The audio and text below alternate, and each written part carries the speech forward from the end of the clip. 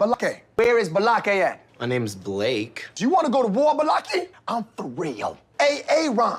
Aaron is present, everyone. Welcome back for a little bit more SPTV, where, as I like to say, every day is a bad day to be David Miscavige, but a great day not to be in a cult.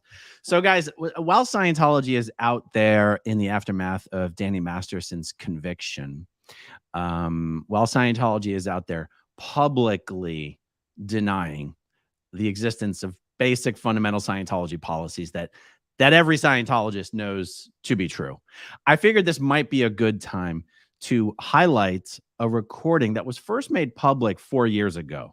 The first place I remember seeing this recording published was on Tony Ortega's YouTube channel. That's where I'm going to share it from on this video.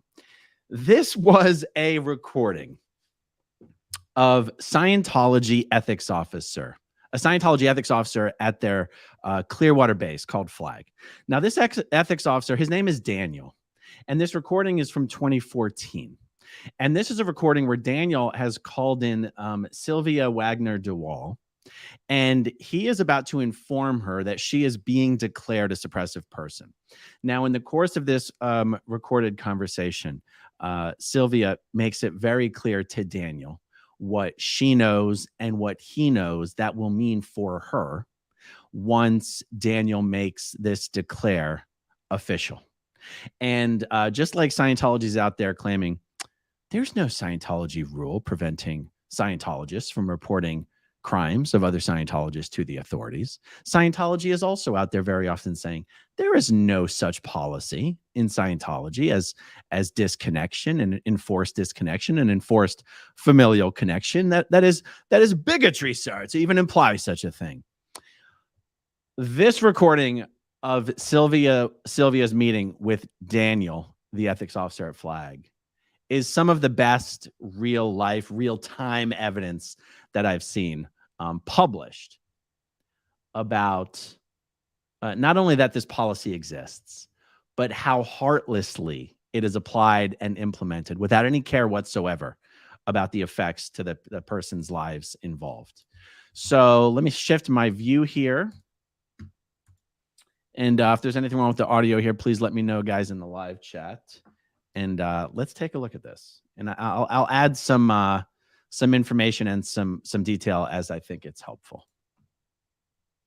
All right, here we go. I wanted to basically go over with you the sex check errors that you'd received the sex check at the end of 2013, and then I think Patricia was going to see you, but you went out of town, and Patricia went out of town, and you never. Yeah. It was Okay, good. I'm already going to jump in. So realize this recorded conversation is taking place at the end of 2014. Daniel starts out the interview by referring to a sec check that Sylvia got at the end of 2013. Now, a sec check is a specialized form of Scientology auditing that's it's what's sort of popularly known as the interrogation style of auditing, where the purpose of the entire session, the entire process, is just to get you to spill your guts about as much dirt as they can get you to spill. And also, Dan makes reference to an ethics officer named Patrizio. He's like, Patrizio was going to see you, but then you were out of town, and then Patrizio was out of town. Sea Org members don't go out of town. Patrizio blew. One of Scientology's own ethics officers responsible for declaring people and whatnot himself escaped from the Sea organization. That's what actually happened. All right, let's keep going. it was tough trying to hook up a little bit, yeah. Yeah. So I just got them recently because he's still out of town. Okay. So then we needed to do something. So I finally found them and I looked at them. Now, in the KRs, from what I've read, there are a number of different suppressive acts that are in here. Guys, I'm seeing your comments about the low volume, but I have the volume on this video jacked up as high as it will go. So if there's any problem with it, I'm not sure that there's anything else I can do on my end, guys. Sorry about that. And also, when it says KR stands for knowledge report. Knowledge report is a type of report that all Scientologists are required to write on each other and submit these reports into the Scientology officials for any perceived ethical violations. When someone is receiving a sec check, like I said, it's a specialized type of auditing session. You're told at the beginning of the sec check that basically anything you say in the sec check will be used against you. And the way that that happens is at the end of the session, the auditor writes an official knowledge report on you for everything you divulged in the session. Scientologists really are gluttons for punishment. So anyway, that's what that means. Okay. Yeah, like specifically like communication with Jason Begay, giving him the mail that you had received between September 2009 and July 2010. This occurred about 12 times, and now they're about to release the basics. 2009, you're with several declared people. This is one had been reported. This is where there was a photo on your Facebook that I think Patricia saw you on at that time. It wasn't on my Facebook. It was on a Facebook. It was the Bosch office. Okay, we're not going to listen to every word of the recording. I've already listened to it through, so I have some idea of which parts we're going to skip. But the main sense here is that even in this interview, it's becoming apparent how to the degree to which all of the Scientologists in Sylvia's life are snitching on each other and on her. Who felt like they needed to put it out there. Right. So September 2007 and August 2009 looked at websites reporting to contain OT materials. You notice that he had to correct himself there. He had to say the websites they contain they report to contain OT materials, because if Daniel were to actually admit that the OT materials about Xenu on these websites was actually true, that would be a major violation of Scientology's confidentiality policies. And speak about it.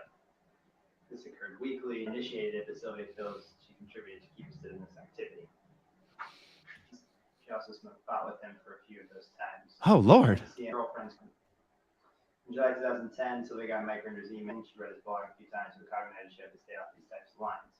1.5 years ago, she asked Mark. Now, guys, remember, the reports that she's being confronted with here are reports from the auditor about things Sylvia has already freely confessed to in a sec check session. So it's not like he's confronting her with secret reports that came in about her and he's trying to bust her for it. He's literally just reading back to her things that she's already confessed to. Just keep that in mind. A year earlier. What happened on his Facebook page, there was no follow-up after he answered her in neutral. It started during the period of June to August 2013. She was curious about the issue of what happened to Shelley Miscavige. I'm just fast forwarding through some I wrote a stuff false here. report. On that specific one or the whole thing? The whole thing. No. Okay, so Sylvia is saying here that the auditor has misrepresented some of the things that she said in the auditing session by exaggerating them or making them more generalized, or generally making them sound worse than they were when she said them. Like you got the SAC check and felt these were wrong? Yeah. Or And John said, well, write your false report. And I did, and I routed it to him. And he says, looks good. So I'd assumed it had accompanied this. No. Or is any of the stuff I said accurate? No, well, it's generalized and exaggerated when it says several times, a few times, and that sort of thing. And why? Okay. Well, continue. Okay, so he's just gonna read some more stuff that are in the reports. Again, stuff she's already admitted to this stuff, and he's just repeating it back to her. Let's see. That's not terribly important.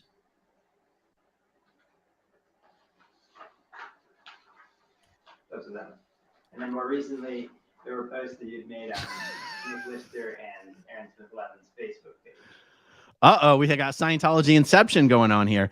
By the way, this conversation occurred about August 2014. This was about a year, less than a year after I myself was officially declared and expelled. Also by Daniel, by the same guy who's dealing with Sylvia. There were posts, like comments you had made on photos of theirs. Yeah, I did comment on, but I've unfriended them. Right. So the problem is that like these different things, even if it was one time or there was a reason why or whatever, like it continues to come up. And these things are suppressive acts. Commenting on someone's Facebook post is a suppressive act. So I'm going to give you the PL, the H2PL on suppressive acts. Can I stop you for a second? Yeah. Because what was definitely neglected in the KR that did come up in the sec check was, as I'm reading the program I was given, at one point it was the Code of a Scientologist. And I cognited, I am not a Scientologist.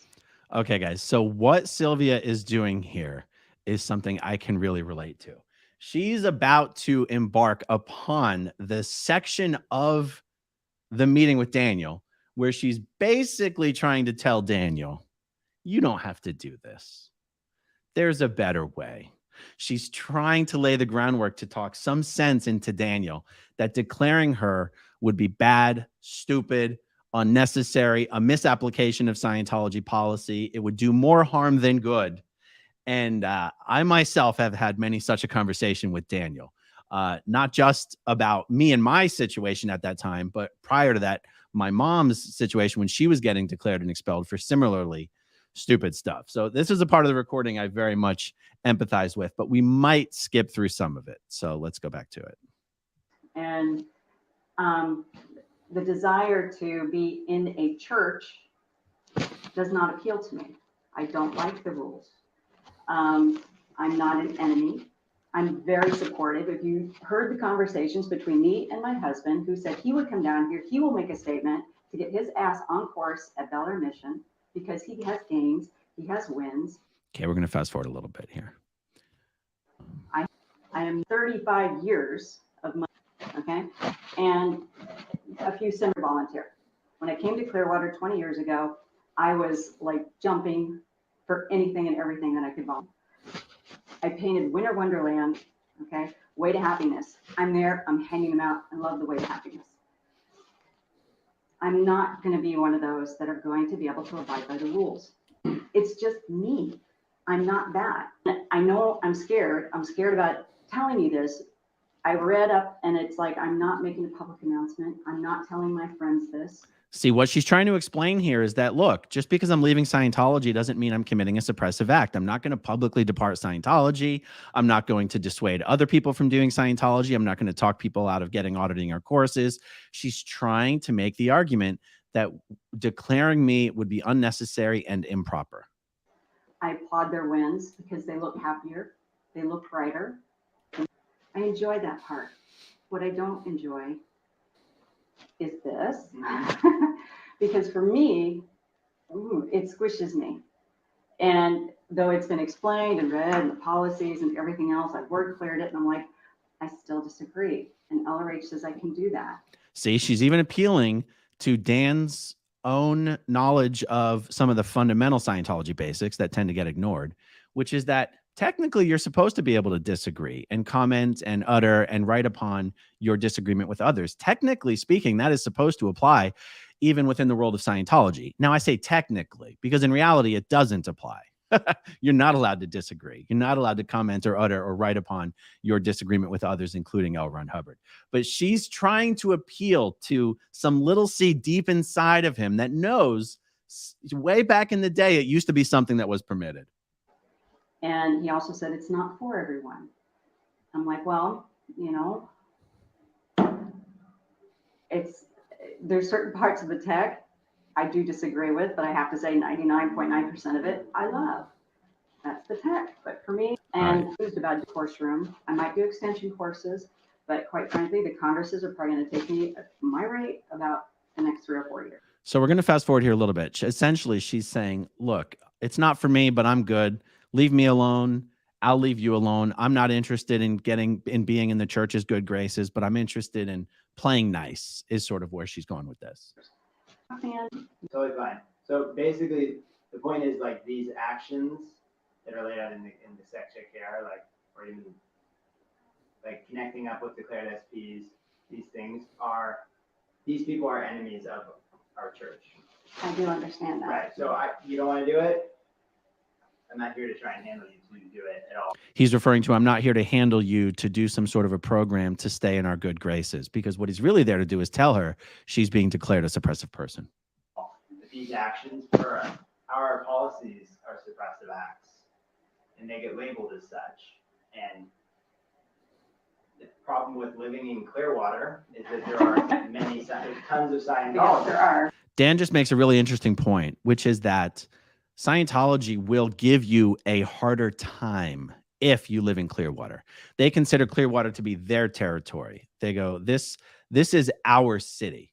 So like if Sylvia had been caught doing some of this stuff, but she lived out in the middle of Iowa where there's no Scientology, she may have been able to sort of just slide through the cracks and not get declared. But when you live in Clearwater, the stakes are higher for Scientology and they do not let anything slip for the most part. Yeah, John Domain's like, well, what are you doing here? Yeah, the community actions, yeah, you can do things that are not involving Scientologists for sure. But a lot of the community actions, especially in like downtown Clearwater, and the things you're talking about, way to happiness, these things are generally with Scientologists. Maybe they're not, and fine. No one, of course, can do whatever you want. Right. I'm not here to tell you what you should or shouldn't do. But my point is that those things are suppressive acts toward the church, whether you're a Scientologist or whether you're not a Scientologist. So you can not do that. That's fine. I'm just telling you, like, those things get labeled as such. So I was going to give you the policy letter so you can read it if you do want to. I have read it and I understand. So he's talking about giving her the policy letter that describes the various high crimes or suppressive acts in Scientology. By the way, it's not true that any suppressive act or high crime that you commit gets you automatically declared. People commit high crimes all the time without getting declared for them. So there's also a certain amount of dishonesty to Daniel's argument. Oh, my hands are tied. You commit suppressive acts. We label them as such. I just don't want you to be surprised. This is an example of Scientology picking and choosing how and to whom and when to apply the worst interpretation of their policies. I hope that you will consider the intention behind it. It wasn't to harm the church. It wasn't to pick up a picket sign or anything like that. Okay, it was out of simple curiosity, especially the call with it wasn't a call, it was an email with Mark. Hell, meetings, the CEC. I was like, I would want to ask the guy, what the hell, you know? And I did read Debbie Cook's letter because I love Debbie Cook. I went to the meetings, the CEC. I was like, what the hell? This doesn't make any sense to me. So I pursued that. I did that. Now I didn't need to. The only reason I make a comment or or declared persons until I was there. And sure, I should have gotten up and asked questions. Nobody came to me. That was a little heart-wrenching. And so I know how Nick feels. And I know how he felt. He wanted to kill himself. It is horrid. And that's one of the reasons I'm not interested in the whole church thing, because I think I don't agree with it. I can't agree with it. And I've been showed policy and I can't. People who do these things do get labeled. And so I didn't want to all of a sudden just have a label happen when no one had spoken to you in 8 months. That's why I decided to see you. Okay. Because at least I'm telling you, and if I wanted to give you the policy, you don't have to take it if you don't want to. It's in the ethics book as well. I mean, for him to be like, oh, geez, someone was supposed to declare Sylvia 8 months ago and we forgot and just slipped through the cracks. And I better meet with her before we declare her. I mean, the whole idea that her declare just sort of sat stale and pending for like 8 to 12 months is pretty ridiculous, even in the context of Scientology. It gives the step if one does want to get back into good standing. That was the main reason that I just didn't want it to be out of the blue. He still hasn't even directly told her she's being declared. Okay. All right. What's going to be out of the blue? What's coming? What is coming? Like what I'm saying is someone commits suppressive acts, they get labeled. So you're going to actually label me as suppressive? For the committing the suppressive acts, yes. Do you understand what that is going to do to me? I think that the actions that you've taken. I'm telling you right now, I'm not even a member of the church, but you're still labeling me. How does that work? Well, look at the actions that you've done, like I just explained. But if I did it as a non-member, I don't even have a membership. I've never had a membership. Okay. So anybody in this whole planet who ever spoke with Nick Lister is a suppressive? Well, somehow you've had some connection to the org or the church. I mean, I'm seeing you now. Everybody in this town and has had some involvement with the church. The mayor. Can the mayor not speak to Nick? You're more of a Scientologist than the mayor. I'm telling you right now, I'm not a Scientologist. Fine. Maybe you were more of one. So you're going to label me as suppressive. That means my husband has to divorce me.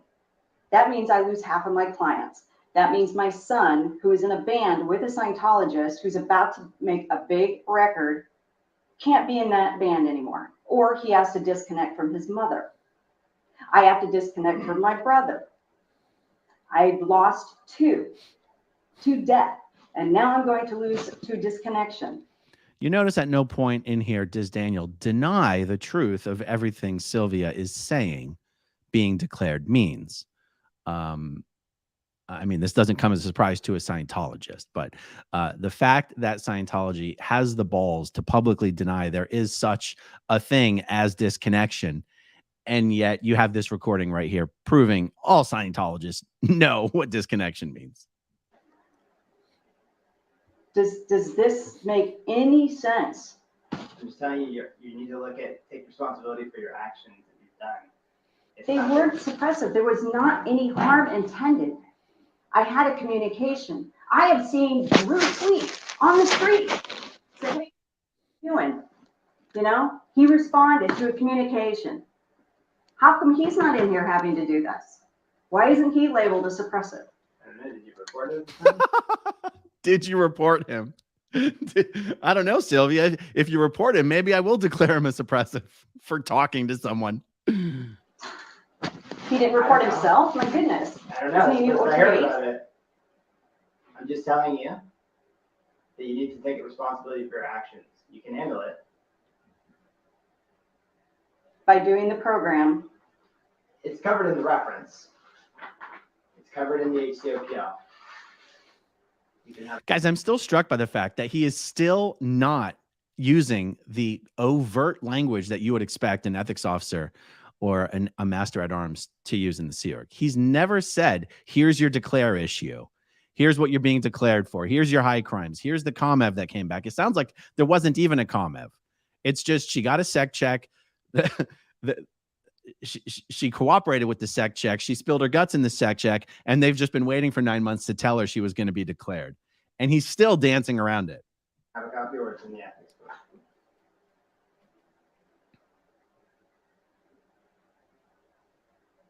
Am I going to see said declaration? When it gets approved, then the Justice Chief will contact Guys, the declare, he just admitted the declare hasn't even been approved. Then how is he calling her in to tell her she's being declared? What is going on over there? They don't even follow their own policies and procedures anymore. It's really crazy. And what is that? Then what happened? She'll go with you the different steps, options, etc. She'll be My the options. terminal. She'll be your own terminal in the church. This is really mean. This is suppressive. What you're doing. I am a good person. I have got a shitload of comments from this organization. Nobody's even bothered to look. I don't even put my name anymore. Pam Anderson wants me to put my name on this list every time I check in at Winter Wonderland. I said, that's not why I'm doing it. Okay? I'm not trying to get a commendation from the Church of Scientology. I'm doing it because I love kids. I am not a suppressive. Okay. You've committed suppressive acts. With this organization, which I'm not a part of. Okay. I get that. Somehow you've connected yourself into the group. That's. How do you sit there so calmly and destroy someone's life? How do you do Take it? a look at your actions. No, my actions are fine. Anybody outside this room in the real world would have read that and gone, what? You commented on someone's Facebook post? And by the way, who's policing the Facebook? Who reported that? Yeah, who? Who is it that has time to police my Facebook page? Who? I don't know. Bullshit. I receive it. Let me see it. I don't have it here with me. You don't even have a report. I have it here in my office. I have your file. I didn't bring So the only thing you can show me are my own admissions in my sec check. Right. That's it. I came to you guys for being there and communicating. Right. You're declaring me. Yes, exactly. Exactly. Scientology demands that you cooperate with them and do everything. And if you don't, they're going to declare you. But then when you do cooperate them and you're honest about what you've done, they go, oh, we're going to declare you anyway. Oh my God, for having the audacity to have communicated with other people who Scientology had already said were not good people. You don't have one KR. That was why I was told I had to do a sec check. Was all these KRs. And I'm like, can I see them? And I never got to see them. Never. Not once. And I've requested and got the runaround from John, from Patricio, from Ann Manier. Nobody ever showed them to me. Okay. I got that. I didn't know that. It's the first time I spoke with you. So the first time I'm speaking to you is when I'm just casually telling you you're being declared and your life is going to be ruined. This is injustice. This is injustice. I have done nothing but communicate. Okay, so I think you should read the suppressive act scale, and it gives you your rights in there and your options in there. My options are I have to move out, divorce my husband, I mean, you can read the reference and see the options. or jeopardize my own personal integrity. That's what you're saying. I have to go against my own integrity. Okay? Are you watching this? Is he watching this? You should just read the PL, and then you can see what your options are. See, they don't even have the balls to just tell you outright what they're trying to tell you. Like, just read the reference. Just read the PL. Just read the policy letter. It's written right there. Just read it. I can't read it for you. Well, you did your drill well. Your TRs are spot on, but There we go. All right. Yeah. So, I genuinely feel that when Scientology is sort of forced to come out and publicly deny the existence of policies that in the world of Scientology are not considered secret or confidential policies, like to a Scientologist that is a true believer, there's none of the policies in the publicly available policy volumes, of which there's damn near close to 10,000 pages of policies. Okay. None of those policies are, to a Scientologist, supposed to be secret. They're not supposed to be some discreditable Scientology policy that you're supposed to have to lie about.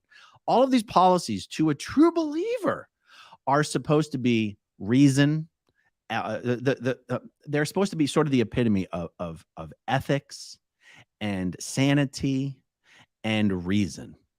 And it's actually kind of an embarrassment to a Scientologist to hear Scientology have to lie about publicly available policies that everyone knows are true, specifically the subject of disconnection and the subject of not being allowed to report Scientology to the authorities. And so I know that when I was still a true believer, it would have made me cringe and wonder what was going on to see Scientology just deny things every Scientologist knows to be true. And so that's why I think highlighting something like this is important, even though the recording is from 2014, even though it was first made available 4 years ago. I just want all you under the radar Scientologists, or Scientologists who aren't quite under the radar yet, but you're stumbling upon the internet, stumbling upon Scientology content on the internet, on YouTube. I want you to be able to see the kind of recordings that the world at large is privy to. Scientology just casually destroying its members' lives for things like talking to the wrong person. By the way, Sylvia and her husband, Tim, never got divorced. They are still married. They're living happy life outside of Scientology. I knew their daughter when I was in the Sea organization. I knew Tim and Sylvia after I left Scientology. But yeah. Yeah. Okay, let's look at some of the super chats and then we'll probably call it an evening. Let's see. Annie McDonald. Oh, is this a Scottish name or a Welsh name that I'm mispronouncing? I think that it is. But Aaron, the Dr. Evil of SPTV. David Miscavige, the mini-me of Scientology. Oh, I love that one. Thank you. Anya. I think it's Anya, but I'll have to double check later. John Sistovsky. Do you know they are opening the Yingling Draft House and Kitchen Brewery in Tampa today? Is that today? I went to the original Yingling Brewery up in it's either Pottsville or Pottstown. I always get it wrong. Whichever one it's in. I went to a wedding there 2 or 3 months ago, and while there, did a tour of the original Yingling Brewery up there. And I'm dying to see what the new one in Tampa looks like. I'll have to go check that out. Thank you so much, John Sostovsky. Pat Shore, don't they understand that when they do this, they are making an enemy of the church? They're making an enemy of Scientology. 100% correct, Pat. And I like that you said that, because I have recently come to the understanding, a new understanding, that it is not Scientology's crazy beliefs or the fact that you can find out about Xenu and the body thetans with a simple Google search. That is not the reason for Scientology's failure and its decline in membership. It's because of how horribly it treats its members. It has nothing to do with the crazy shit Scientologists believe. If you look at other cults, other religious groups, other organizations, other high control groups, even other groups that believe shit that's a lot crazier than even what Scientologists believe, those other groups expand and thrive because they just treat their members a little better. So yeah, they do make their own enemies. Scientology has sown the seeds of its own destruction, sowed the seeds of its own destruction. I don't know the right conjugation of that verb, guys. I grew up in a cult. My knowledge base is limited. But yes, Scientology makes all of its own enemies and is the very cause of its own destruction. Thank you for that, Pat. Okay, Pat, again, how do these audio and papers like you had yesterday get out of the church? Don't get me wrong. I'm glad that they did and you reported on it, but you would think they would keep a better eye on it. Yes, you would think that Scientology would keep a better eye on all of its stuff, but there's so many leaks in Scientology these days. There's so many under the radar people. There's so many people in the C organization, on staff, public Scientologists who are secretly in touch with me and Mark Headley and Claire Headley and Mike Rinder and et cetera, that they just can't help it. They just can't help but lose track of some of these things. Swashline, how can we help fight the Scientology hate sites? I don't think it's necessary to fight the Scientology hate sites. All the websites that Scientology puts up about former members with all the lies and the slander and the videos and the stories, who gives a shit? Nobody believes a word Scientology says anyway. And those websites just serve as like a shrine that I can send people to every day, a shrine to the awfulness that is Scientology. I actually like having them up. So yeah, that's my answer. Thank you, Swashline. Jess N, thanks. Hey, Aaron, love your videos. Well, thank you, Jess. I very much appreciate it. JSS Tiger, Sickentology. There you go. Lynn Dunnigan Little, sounds like Daniel is enjoying this power trip over Sylvia. Yeah. And these ethics officers, these MAAs, these master at arms that do this stuff, these are kids that have been born and raised in Scientology. These are kids. I say kids. They're usually teenagers. They're usually, I shit you not, virgin teenagers. I'm not just saying that to sound weird. It's true. These are the people David Miscavige puts in charge of enforcing ethics and morality. People they've never known any version of Scientology other than under David Miscavige. They've never, he likes having kids that are young enough that they don't remember the pre-Miscavige era. They don't have any way of knowing how things have gotten worse over the years because the only thing they know is the most recent number of years. So yeah, power trip to say the least. Okay.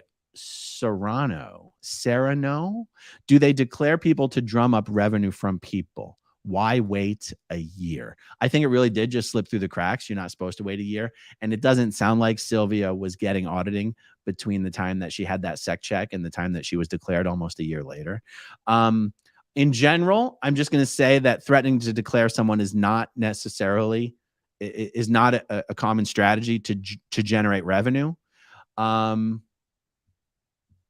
There is an aspect of if someone's under threat of declare, they are now forced to do certain handlings and get certain sec checks and stuff that they do have to pay for. So I'm not saying that someone who's under threat of declare wouldn't have to pony up a bunch of money in order to avoid actually being declared. All I'm really saying is that it's not exactly a strategy to get the income up. I think that's fair to say. Tony A. And I'll say it again. The only thing that Scientology will clear is your bank account, your friends, and your family. Yes, that is a very good description of Scientology and how they are clearing the planet. John McAleese, thank you for the super sticker. Pat Shore, did she divorce her husband and disconnect from her kids? God, I hope not. The answer is no, she did not. The family stayed together. So that's a silver lining there. Justin Craig, aka LRH 2.0. All right. Hey, Sylvia, if the tech is good, as you say, you can keep on rocking in the free zone, not CO Bilf's Fed-controlled squirrel org. Yes, I don't believe that Sylvia still has that opinion of how great Scientology is. Usually that's just something you say to the ethics officer to try and get them to understand that you're not their enemy. But I don't think Sylvia and Tim have any, I don't think they're independent Scientologists or anything like that. Beachy, Tara, this boggles my mind. I cannot understand how a religion who really wants money blithely throws people out who are not a threat. Yeah, exactly. They just lost their contributions. So what is Scientology gaining? There's no point. Exactly. The truth of your statement is what causes so many people to wonder whether David Miscavige really even is a true believer in Scientology, whether David Miscavige really is even trying to expand Scientology. Is he trying to destroy it? Because it seems like everything he does has the consequence of speeding up the destruction of Scientology. It's just something that's hard to understand. Because I, for one, do believe that Miscavige believes in Scientology in his own way, which is not actually the same way that your average Scientologist would believe. And I don't want to get too much into the weeds on that right now, but it's just something that's really hard to understand because I'm not sure it's meant to make sense. But anyway, thank you for that, Beachy Tara. Red tar for me, still giggling. Let's see. What does this say? Seneca. Oh, Seneca. Yeah, there we go. Seneca. Tomorrow is the last day for video greetings to Mike. Landscape. Send to Denver, Stevo. Okay, there you go. Lisa Robinson. Yingling is in Pottsville. There you go. Pottsville, PA. Yes, I was in Pottsville for a few days. It was very interesting. A quaint little old Pennsylvania town. And the Yingling Brewery tour was definitely a highlight. Would probably repeat. Selena Michelle, love my SPTV. Hit that like button. Yes, we have almost 2,600 people watching right now live, guys. If you haven't hit that like button, please do so. It's easy, it's fast, and it's free. And believe it or not, it actually seems to help sometimes. Melissa Choate, any more upcoming videos on Danny Masterson? Oh, there's so many more videos coming on Danny Masterson. You have no idea. But since you mentioned it, let me just take this opportunity. I don't know. We're almost 40 minutes into this video. If you or anyone you know has been drugged or raped by Danny Masterson, it is not too late to come forward, speak to the police, ask the police to press charges, express your willingness with the police to cooperate. He's been found guilty for charges against 2 women. There could be 20 more women. And it is my hope that all the Danny Masterson victims throughout California and New York and Canada and South America and Mexico actually hear news of his prosecution. Hear news that he was prosecuted without physical evidence of, the kind you popularly think of in rape cases. The evidence was in the form of testimony and corroborating testimony and past bad acts witnesses and percipient witnesses. I might have gotten that wrong. It was a testimony-based prosecution that resulted in a successful conviction. Coming forward is not pointless. It is not useless. The fact that Danny Masterson's already in prison doesn't make it pointless or useless. And it is my understanding that district attorneys in both California and New York would be very willing to continue to prosecute Danny Masterson for additional victims that come forward. So just a plug, I guess, if you will.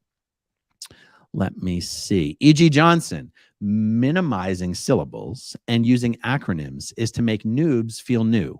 Int and org aren't real words. In fact, many things in Scientology aren't real. Yes, well, I think even Scientologists would concede that point. Scientology has its own language. And although Scientologists would probably push back on the insidious role of having a secret language in a high control cult like Scientology, they would at least acknowledge that it is a completely unique language, and that the majority of those words don't mean a goddamn thing in the real world. All right, everyone, that is all I have on this. That's probably all I have for this evening, except for one possible live stream that is to be determined right now. Anyway, let me hide this comment so I can wrap it up. Thank you, everyone, for watching. Thank you to all of you who watch until the very end, and I'll talk to you soon. Okay, if you want to see my rock and roll songs, click right on this guitar. And if you want to see a different one of my videos, Oh, Nancy, Mama, Love, then you could click right inside here. If you have subscribed or not, subscribe